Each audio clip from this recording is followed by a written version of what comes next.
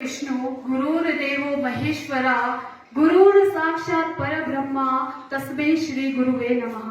शब्दों की अधिष्ठात्री देवी मां सरस्वती को नमन करती हूँ। परम आदरणीय राजकीय वरिष्ठ माध्यमिक पाठशाला केदी के प्रधानाचार्य, अन्य अध्यापक एवं अध्यापिकाएं वर्ग तथा मेरे छोटे भाई तथा बहनों, मैं पल्लवी ठाकुर वनमित प्यूतरा बीच से आई हूँ। मेरा आज का एक गंभीर विषय है जिससे मैं आप सभी को अवगत करवाना चाहती हूँ। मेरे उस विषय का नाम है एकल उपयोग प्लास्टिक। एकल उपयोग प्लास्टिक क्या है? सबसे पहले हमें यह समझना बहुत जरूरी है। ऐसी प्लास्टिक की वस्तुएं जिसका उपयोग केवल एक बार किया जाता है और फिर उन्हें फेंक दिया जाता है या रिसाइकल किया जाता है। उदाहरण के लिए स्ट्रॉ, प्लास्टिक के बैग्स, बोतलें इत्यादि। एकल उपयोग प्लास्टिक एक गंभीर विषय या समस्या क्यों है? एकल उपयोग प्लास्टिक कई कारणों से पर्यावरण के लिए बड़ा खतरा पैदा करता है, क्योंकि इन्हें शायद कभी भी रिसाइकल नहीं किया जा सकता है। दुनिया में केवल 14% प्लास्टिक पैकेजिंग को ही रिसाइकल के लिए एकत्रित किया जाता है।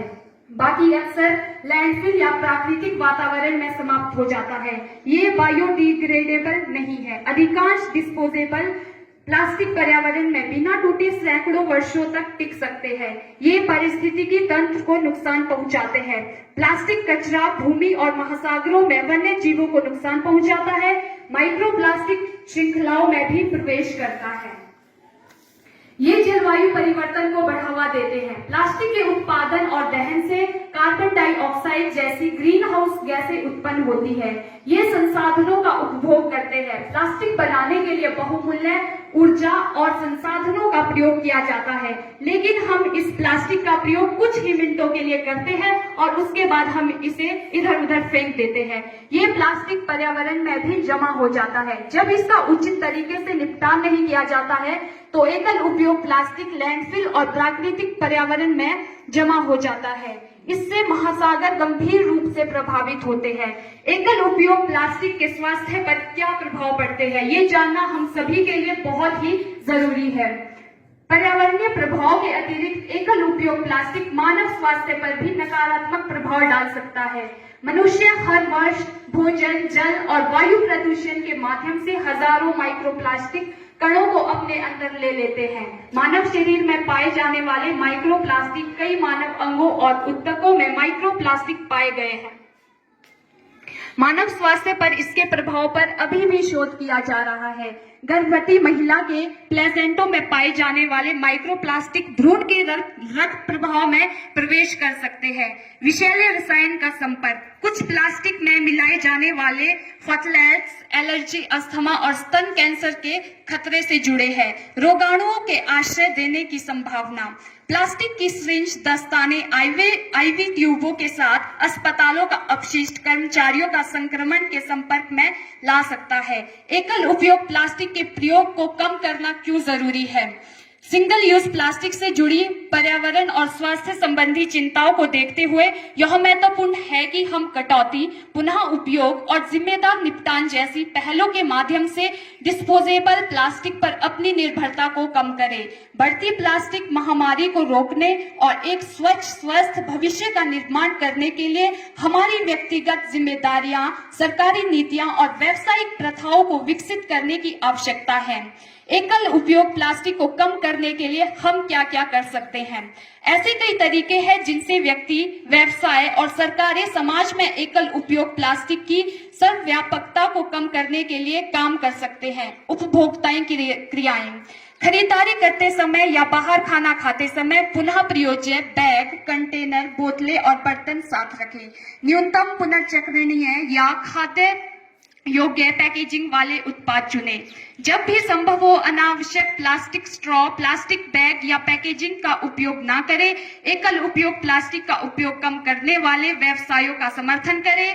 समस्याग्रस्त प्लास्टिक उत्पादों के विरुद्ध अभियान में शामिल हो जाएं। योग्य जो भी बातें हैं वो उनका आप जरूर आचरण करेंगे और इन चंद पंक्तियों के साथ मैं अपनी वाणी को यहीं पे विराम देना चाहूंगी। कदम कदम से प्लास्टिक हटाएं, आओ धरती को स्वर्ग बनाएं। कदम कदम से प्लास्टिक हटाएं, आओ धरती को स्वर्ग बनाएं। प्लास्टिक को धरती से दूर भगाएं, धरती को बंजर होने से बचाएं। धन्यवाद। जय हिंद, जय भारत।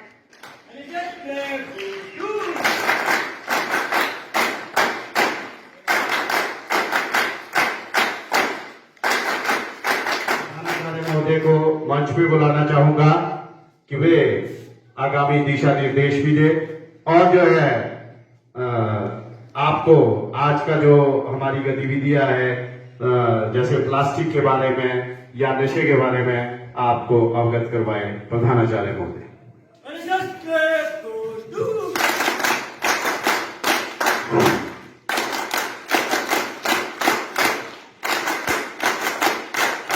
रुपेश नेगी जी, अन्य अध्यापक वर्ग, मैडम सुविता जी और वन विभाग से हमारे बीच में यहाँ पर आज उपस्थित वन मित्र पल्लवी ठाकुर और उनके सहयोगियों के साथ आए हुए वन मित्र राकेश जी।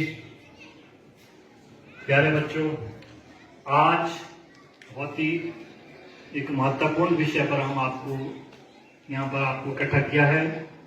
सबसे पहले तो मैं अपनी एनएसएस टीम को जिन पर कि हमें इस विद्यालय को हम गर्व है कि ये जितने भी हमारे जैसे सफाई के काम हैं या और भी जितने भी सामाजिक भलाई के काम हैं, ये सारे जो है ये अपने कंधों पर लेते हैं और इसको अच्छी तरह से खूब अंजाम देते हैं।